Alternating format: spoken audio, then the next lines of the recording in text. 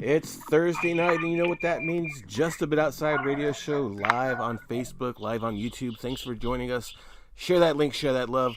We've got a extra spicy, hot, extra special show for you tonight. You got Mark, you got Keisha. Keisha, how's it going? Hey, what's going on, man? I mean, I feel like everything has just been so crazy 1 week before the holiday season. I mean, we got, over 2,000 employees striking against Starbucks? Yeah. There are going to be a lot of angry white ladies out there next week. Single Tom Brady, he's 2-0.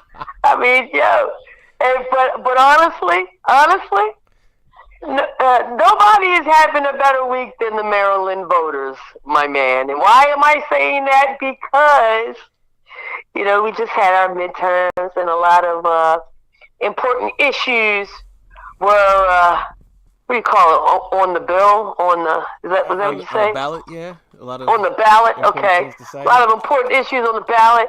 A big win for the state of Maryland. Maryland legalizes marijuana. Recreationally. Oh, yeah, let me be very clear, outsiders. Recreationally. Now, what does this mean for us in the 410? It means you must be at least 21 years in age to partake. These adults can grow up to 2 plants at home. So we're going to have a lot of farmers, an increase in farming. Urban farming. And you'll be able to possess a max of 1.5 ounces, which is that's a nice little piece of grass, Mark. That's a good amount, yeah. Yeah. Listen, there's a lot of us out there that. Well, let me not say us. There's a lot of people out there that feel as though we voted yes. Months to come to fruition. There's a lot of red tape, a lot of red tape associated. Specifically, how much they're going to tax.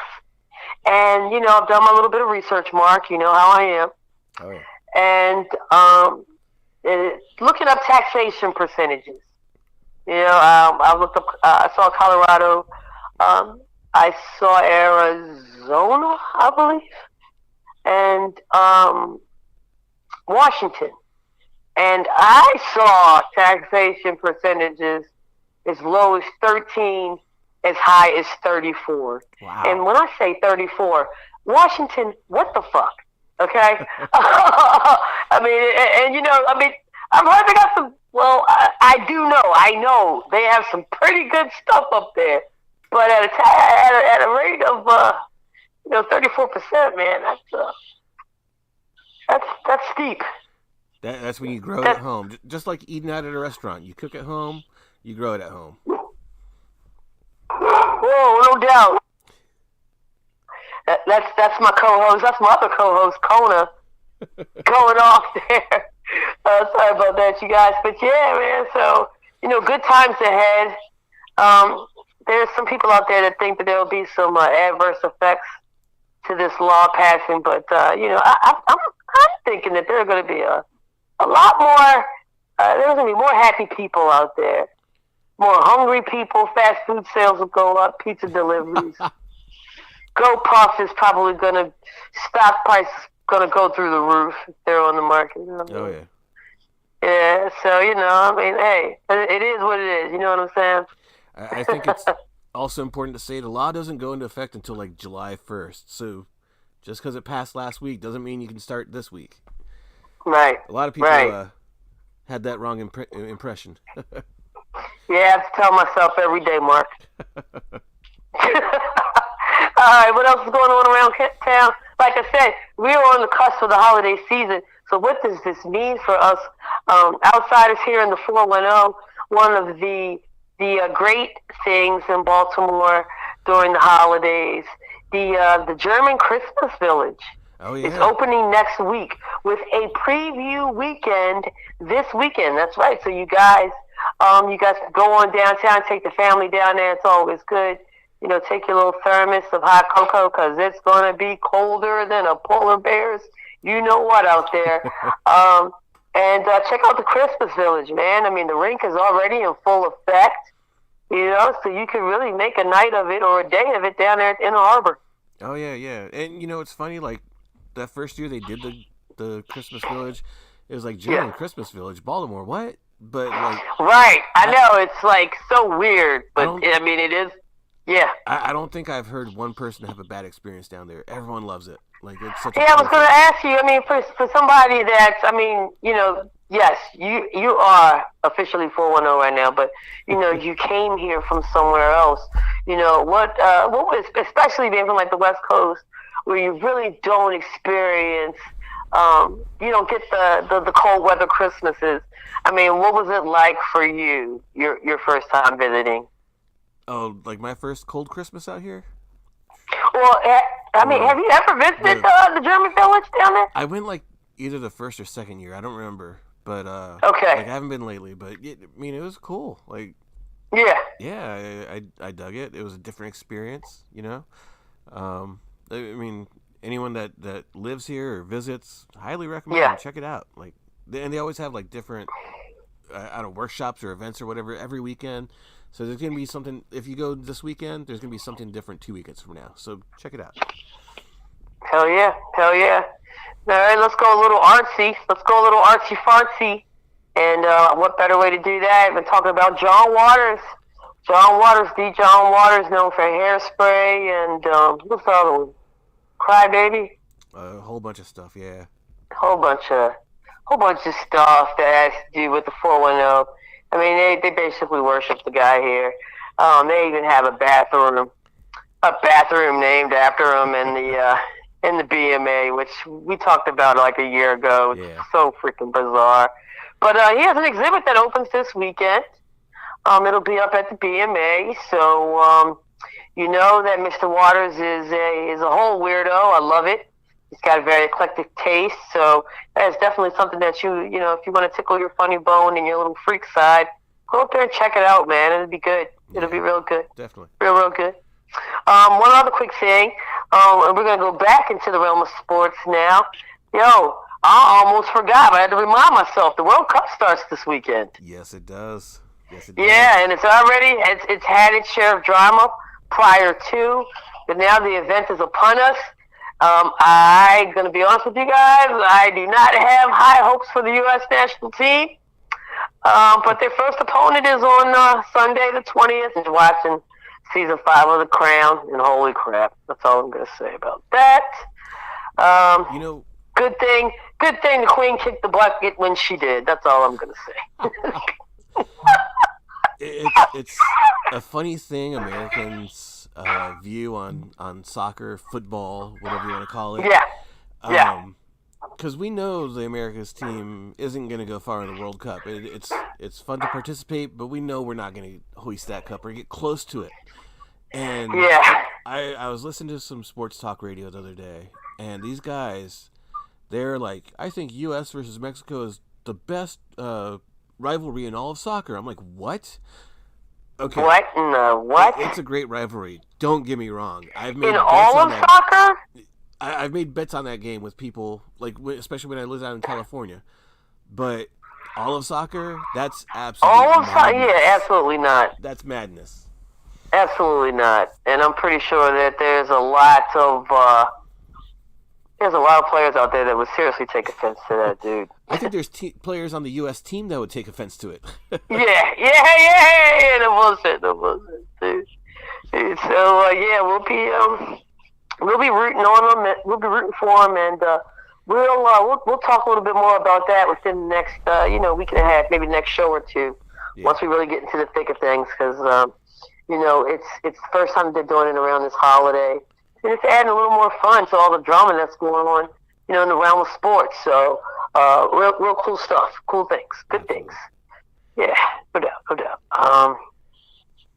What else do we got going on here? Okay, so we got a game tonight. Shit, time is the game going down? Nope, game's not going down just yet. So, let's go ahead and, you know what? Before we talk about Thursday Night Football, can we talk about the Ravens and the Panthers? Yeah. Okay. All right, you guys. Flock's is on the road. Wait a minute. No, Flock's not on the road. Flock's at home. The Carolina Panthers, led by, I believe, Baker Mayfield. I don't know what the latest is with this team, but, I mean, they're in shambles, too. It just seems like the teams this year are either crap or really good. There's no in between. It's so bizarre. But, Panthers coming on up. Ravens are, I believe last time I checked, 12-point favorites. So, you know me. You know I hate double-digit spreads, and I really don't like this one, Mark. I got to be honest with you. We don't have Mark Andrews, do we? Last I heard, no. Yeah, I mean, I feel like we're really hurting again on the offensive side. Yeah, we've had the additions to defense that looked pretty decent against the New Orleans Saints. But, I got to ask Mark, and I got to ask you outsiders, is this a possible trap game for the Baltimore Ravens? Man, I didn't think it was until you mentioned that 12-point spread. Like, that's what I know your thoughts on those. I know those double-digit spreads don't favor too well for you. And, I mean, we talked about it a couple weeks ago, that Tennessee game. I should put some money on it, and I should have because, it was close. It was a lot closer than double digits.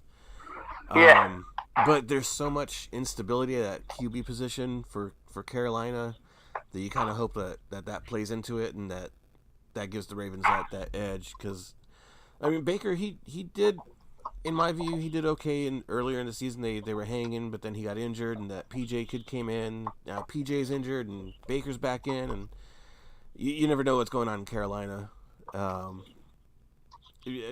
definitely imagine the Ravens are going to win, but I don't like that double-digit spread, and I don't like that you're calling it a trap game.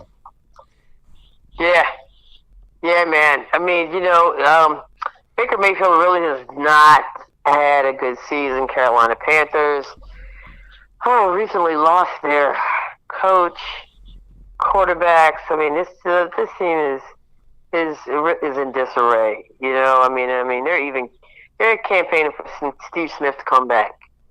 Are they? Put the pads on. No, but I'm saying it for them. But it's tough. So, and it's dangerous to have a team come to your house with their backs against the wall and nothing to lose. I mean, they would love to come there and embarrass our asses. But I mean, How do you like our chances? I mean, I like our chances, but I'm not feeling for the main event tonight. Really quickly, so because you guys, we have a guest tonight, and this guest is like freaking super cool. I can't wait to get her on the line, get her up in here. Thursday night football, we got the Tennessee Titans on the road visiting the Green Bay Packers. Really not a whole lot to go through with this. We all know that Green Bay is stinky cheese, stinky cheese, and I do not mean that in a good way. Tennessee Titans, they're just hobbling along. They lost 5 in a row. They finally won the last game, breaking that 5-loss streak. Rodgers in those 5 losses looked terrible. And how did it go from losing to the Lions to beating who did they beat last week? Like one of the better teams in the NFL, if I remember right. Tennessee's kind of been up and down. They looked amazing last week, actually. Like they looked a lot better than I thought. Derrick Henry getting back to form.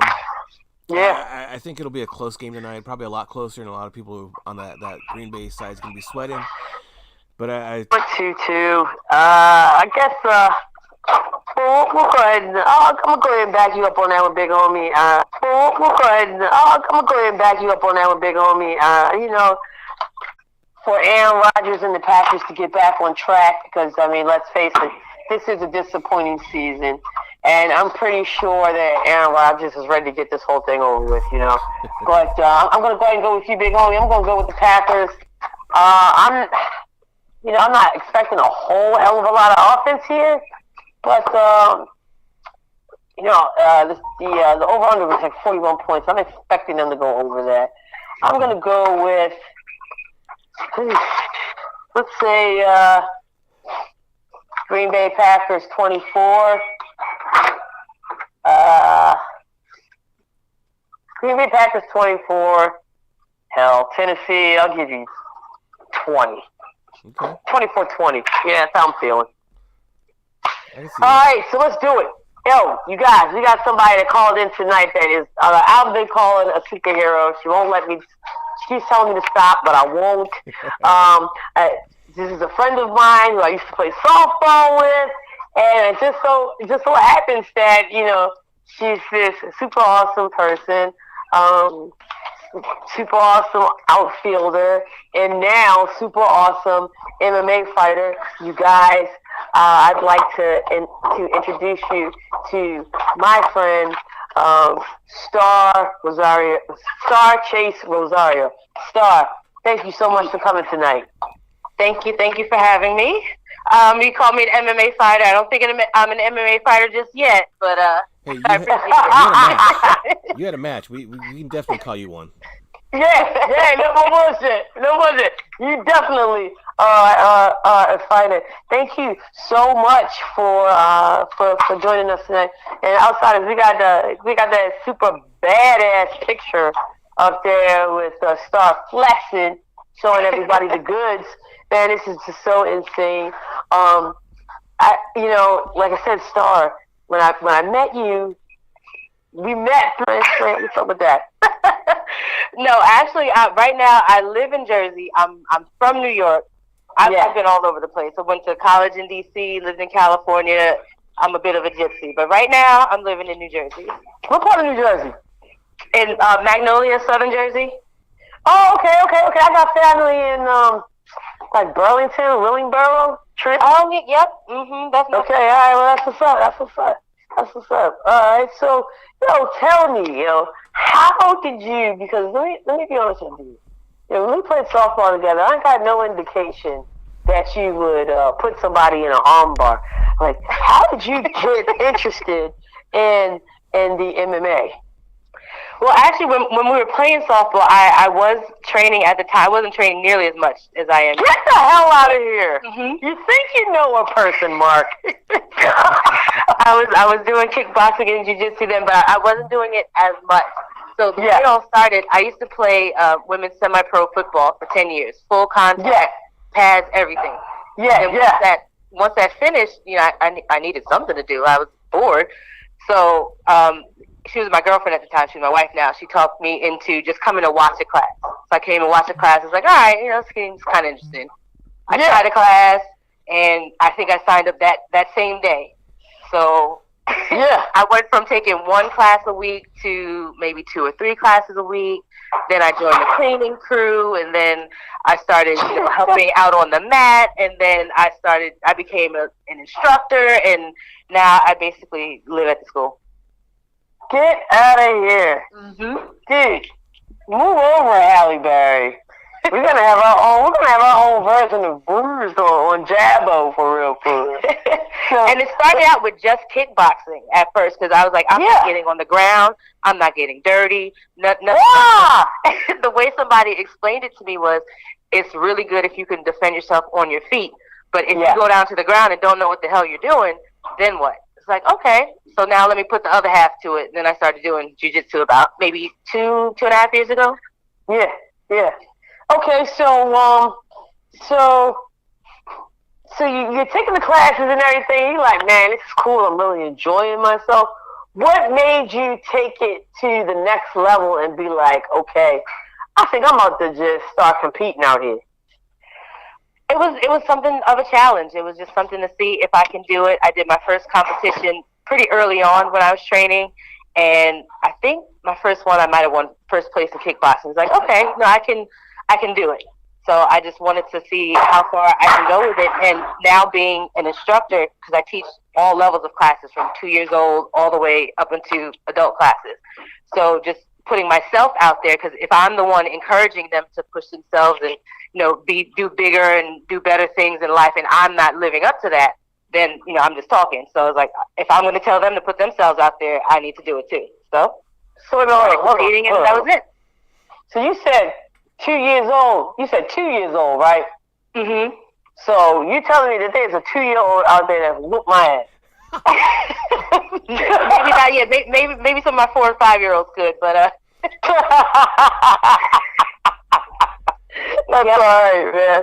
That's okay. So now, when attending the classes, teaching the classes, that's one thing.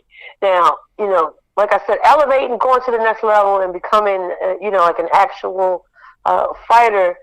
That's a completely different thing, if you will. One of the big changes I would imagine would be working out as well as like a dietary regimen. Can we talk a little bit about that? I mean, what's your workouts like, yo? Yeah. So just if I'm not preparing to compete, and like I said, I pretty much live at the school, so I am the exception to the rule. But I take class, I would say maybe 3 times a week, sometimes 2 classes a day, and in between that, I'm teaching. But to prepare for this last competition that I did, I had an 8-week regimen. Like in the morning, on Monday, Wednesday, Friday, I would have to do sprints, and then in the evening, I would take classes and focus on specific things depending on the day. And I had days to rest. I had days to do my stretches and all of that. So it was a very strict 8 weeks. This is what you're going to do to prepare for this specific competition, because this was different than anything I had ever done. Yeah, so that was just for the workout. Yeah, so it wasn't just like weight training. It sounds like you did a little cardio too. Oh, absolutely, cardio 100%. Because with this, especially because it was, like I said, my first amateur match, all eyes on me. That right there gets the blood pumping, adrenaline, and you're just out of breath. So even just learning how to control your heart rate, control your breathing, is a huge, huge component of it. Jigging. All right, so the diet.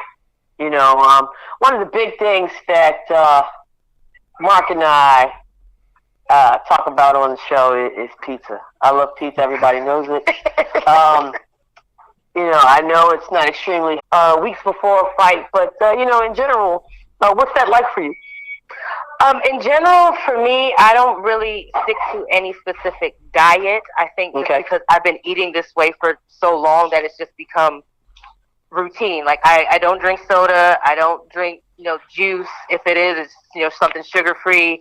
I rarely eat fast food. I try to avoid fried foods, things of that nature. And it's just, holy crap, I'm crying now, over here. Now, that's not to say that I don't. And listen, I love sugar. I will eat candy. I eat cake, but I try to moderate it, knowing that, if I go overboard, I'm going to have to work just as hard to get back to where I am because of my age.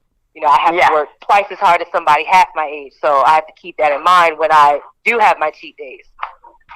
Dig it. And you know what, Mark? You still there, right, Bub? Oh, yeah. Listen, we're talking about, eating and talking about the pizzas and everything. And we got Star on here, because I want to get her opinion on this as well.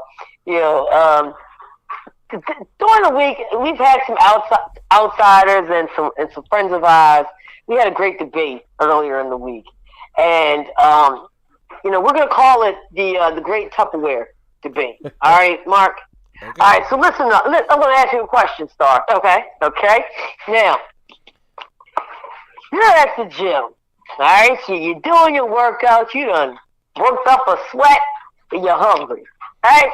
You got some leftovers from home in the Tupperware, right? Mm-hmm. That's sitting in the refrigerator. Okay? You warm that joker up. The food is banging. Hell, let's make it even better. You had like a greasy. You still got the Tupperware.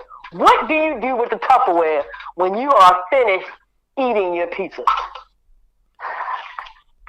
Throw it in the sink.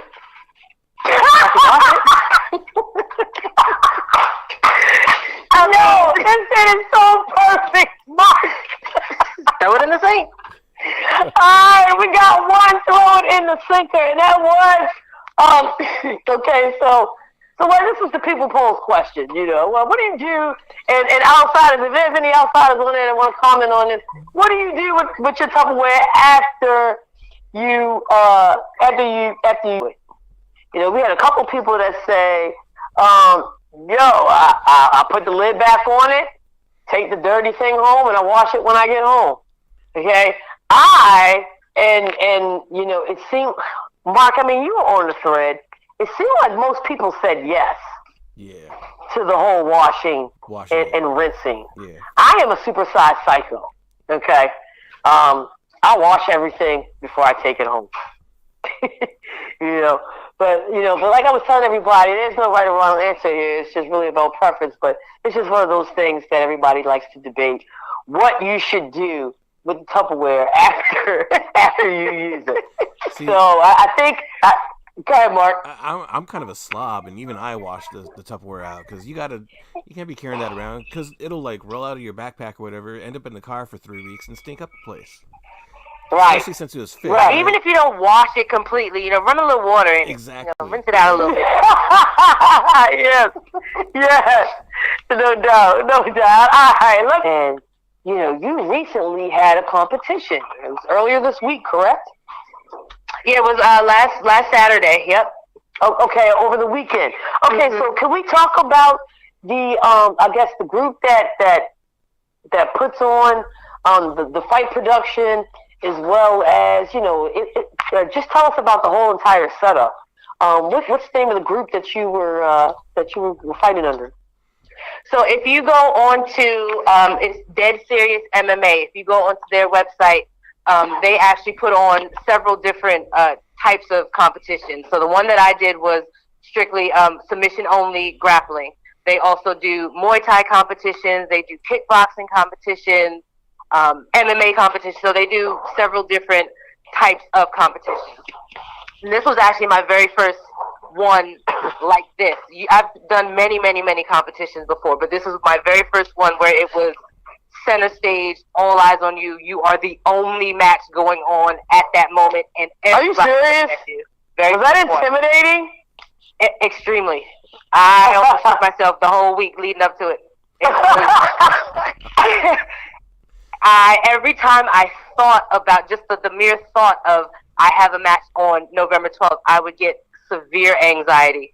And it was just like I had to just try to calm myself down. My sensei, he did like a scenario with me before the match in the at our school. He's like, I'm going to put it on. I'm going to put on your walk-in music. I'm going to have people watch you just so you can get that feeling, feel how nervous you are now, so you can kind of, work through that. And we did it.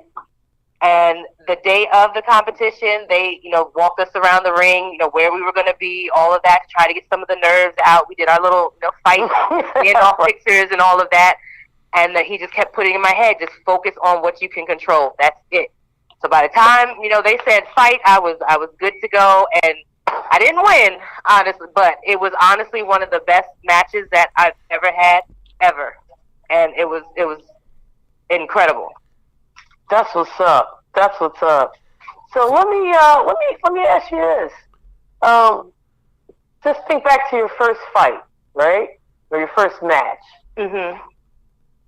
What did it feel like? How did you feel when you finished? Were you? I mean, clearly you were like, "Yo, I want some more. Please, sir, can I have another?" But were there any other emotions that went along with that? My very first one, I think emotionally it was just a sense of pride. Like, I put myself in a position that I never would have imagined that I'd be doing any of this at all. Like, I couldn't even watch an MMA fight because I was squeamish, the blood and everything. It was just, and now I'm doing it. So, like, after my very first match, I mean, once you get past the nerves and the fact that, you're bruised up, you can't breathe, all of that, it's just that feeling of, a sense of accomplishment, a sense of pride, like win, lose, whatever. You put yourself in a position that most people wouldn't dare put themselves in. And you came out on the other side, you're still alive. Right, dig it. Well, let me ask you, what's your favorite style of fighting? I mean, mixed martial arts, I know you cover a variety. Honestly, because my school, Tiger Showman's, we do kickboxing and jiu-jitsu. So jiu-jitsu is honestly my favorite, and it's ironic because that's the one I said in the beginning I was never going to do because I'm not getting down on the ground. But now, if I could grapple, do jiu-jitsu every single day, I absolutely would. Wow. Damn. That's insane. And, this whole art form, I absolutely recommend that people get involved for whatever reason, just because, like, what we do, you can use it in real life, like the techniques and everything that we're taught, through my school. Mm-hmm. It's everyday things. Like, God forbid I get in a situation where I have to defend myself. I know that I can. So, all right. So you take on a lot of different art forms. Do you actually have like a green belt, yellow belt? Are you belted? I don't even know how you say that. How do you? So yes, you rocking some waist jewelry or whatever? I don't know what they say. Yeah, so with our school we do have a belt system. Everybody starts out as a white belt and then go all the way up. So right now I am a low brown belt. I'm about to be testing for my brown belt. So just to brown belt, I am about maybe 2 belts away from my black belt. Okay. So basically, this is so great that that we got you on tonight, because a couple of nights ago, I watched Bloodsport. All right, I watched Bloodsport. Jean-Claude Van Damme. We talking. This is '90s culture music. It was 90s culture movie. It was great. Can you break? You can break a board with your hand. I never have tried. I don't know that I could. Okay. Listen, I'm 40 years old. I can't afford breaking bones and all that. Listen, I love it. Send some of the younger kids to do it. Like, I'll hold it for you. That's what's up. All right, so Star, listen, we do this thing called Just a Bit Outside Fave 5 with our guests. We pick a category, and you give us your Fave 5 on the subject. So since we had you in here talking about fighting and MMA and everything, I would like to know your top 5 favorite fighters. Now this could be, I would say, my top 4: Anderson Silva, Amanda Nunes, Daniel Cormier, Israel Adesanya.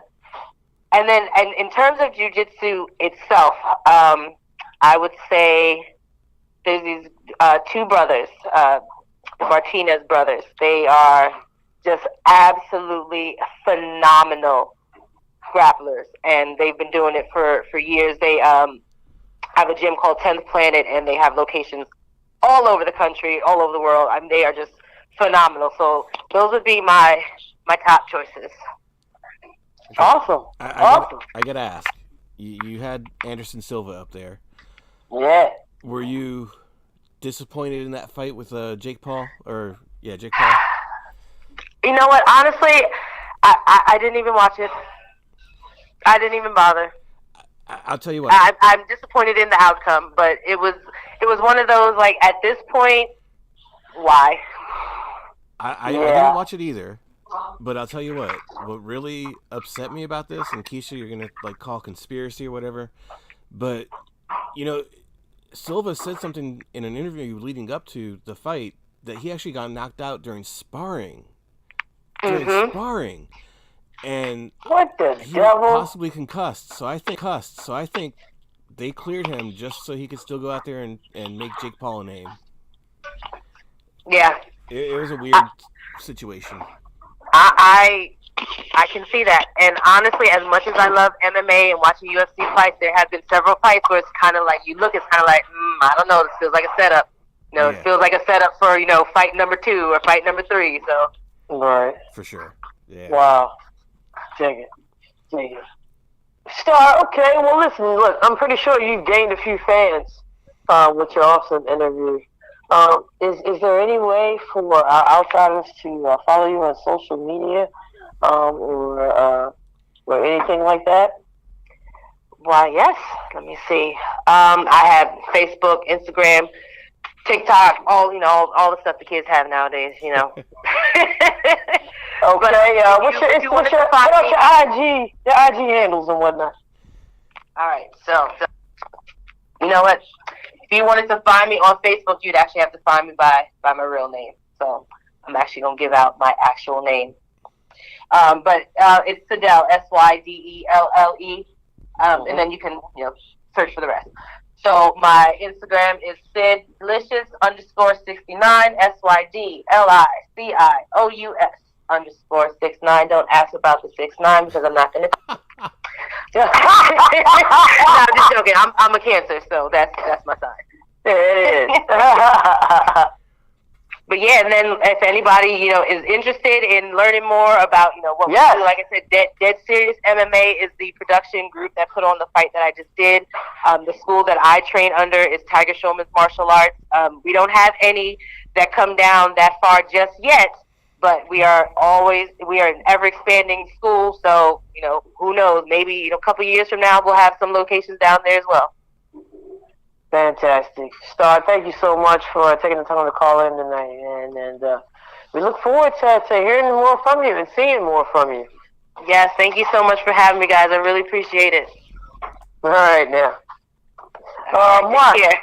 All right, take care. Mark, we got anything else on the menu before we sign off and get into this football game? Well, we had a little conversation on Facebook earlier this week that only us, like, I could post something about pizza and over 30 comments. Okay, yes, another great debate. Recently, there was a list put out for the best slices in town, and I'm just going to throw out some of the names. I mean, if you're from the 410, I'm pretty sure you know at least one of them. First one is Art House, which is located in Hamden, on the Avenue. Mark and I tried to go there on Tuesday, and of course, because we wanted to go there, they were closed for the evening. So yeah, that was that. So we'll get back down there, and we'll be able to report on that to you guys in the next couple of weeks. Also, in good old Sowebo, that's Southwest Baltimore, there's Zella's Pizzeria. This is a Major Quiche favorite here. They've got great ingredients, good stuff. Love those people. Another one, which is in the Little Italy / Harbor East area, also another favorite of Major Quiche, and a few blocks down from where I work, Angelique's. Angelique Pizza. Who would have known that two guys from Turkey could make such bombing ass pizza, Mark? Swear to God. I gotta try that. It's crazy. Yeah, oh yeah. They're great. They're great. Every time I go in there, they treat me like a queen. What was the other spot? So I know it was Angelique, it was Zella's, it was Art House. I don't remember. Was it Johnny Rad's? Yes. Johnny Rad's. Okay. Johnny Rad's is located in the Fells Point area. They have got fantastic food as well. I mean, basically, this list here is Major Keisha Cruz. All pizzas, minus Art House, which I'm not familiar with. But the other three are all very good, all highly recommended by me. And when you go in there, let them know that Major Keisha sent you. All right. I think that's pretty much about it. It looks like they're. I got. Holy crap! Is it snowing in Green Bay? I'm looking at the screen. I think it's snowing. It is. Probably. It's snowing. Actually, speaking of snowing, I got 3 really quick WTFs, okay? Yeah. WTF number 1. Speaking of snow, did you hear that the Bills game got moved for this weekend? Yes, I got that notification right before we got online. They're expecting up to 6 feet of snow between now and Sunday over there in Buffalo. So they had to move that joint to Detroit. It's like the last time they did that was like 8 years ago. Moved the Bills game actually to Detroit at that time too. There's talk of maybe Philly or DC because the stadiums would be empty. But they're going to Detroit. Nobody wants to go to DC. Don't punish those people. 6 feet of snow, Buffalo. Man, you all take care of yourselves there. Yeah, I'm hearing that they're gonna get pounded all the way up north. Yeah, all around there, northeast area. WTF number 2, real quick. The NIL, the college players making money and everything. I don't know if you. Yeah. There's no official list that shows what they're making, but some entrepreneurs have come across ways of figuring it out. There's an LSU gymnast. She's like number 5 on the list, pulling in over 7 digits, over $1 million. Are you kidding me? Absolutely not. Olivia Dunn, I believe, is her name. Where is she? Is she from UCLA? LSU. LSU. Okay, I'm sorry. LSU. Okay. Wow, 7 figures. Yep. She's pulling 7 figures as a gymnast. She has a really popular Instagram too. So, yeah. She is the most popular Instagram. Something like that. Well, the college athletes, I guess. Yeah. No, I see what you're saying. And then, impressive. And that's good. We're gonna have to double fist that one. That's a come through too. This is a kind of a WTF, maybe a come through also. But did you hear the news about former Baltimore Mayor Stephanie Rawlings Blake? Oh God, what? Let me brace myself. Come on, hit me. She took on a new role. She's working with the NBA Players Association. Get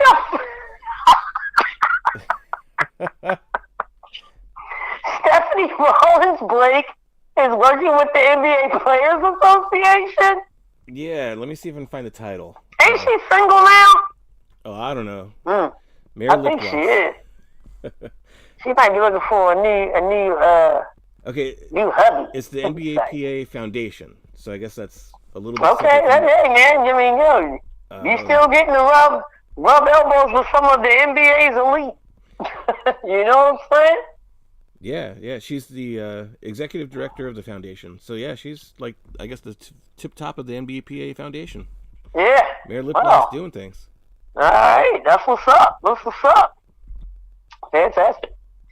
You got anything else on the menu for tonight, bro? That's it for me. All right, that's it. Then we're gonna get back to this. We're gonna watch this football game and all this going on. It's crazy. Ryan Tannehill just dropped like a 30, 40-yard ball just now. All right, outsiders, listen, thank you so much for tuning in tonight. There will be no show next week as it is Thanksgiving, or, I don't know, Mark, you want to do a show? We could do one, yeah, earlier in the week. All right, fuck it, we're going to do a dance. We're going to do a show because, we used to have our Thanksgiving special and everything like that, man. We're going to get back to that. So we're going to figure out something special for you guys next week. So we will be back next week, you guys. Thank you for coming out, for tuning in tonight. Thank you, Star, for calling in, talking about MMA. That was super awesome. You guys, you know how we end this show. Baltimore spread love, yo. We are still in a pandemic. Wash your hands. Wash your ass. And remember what happened last year. Let's not do a repeat. Let's keep it 100. So, thank you so much. I am Keisha. On the other end of the line is my main slice of pizza, Mark. We're just a bit outside. Peace.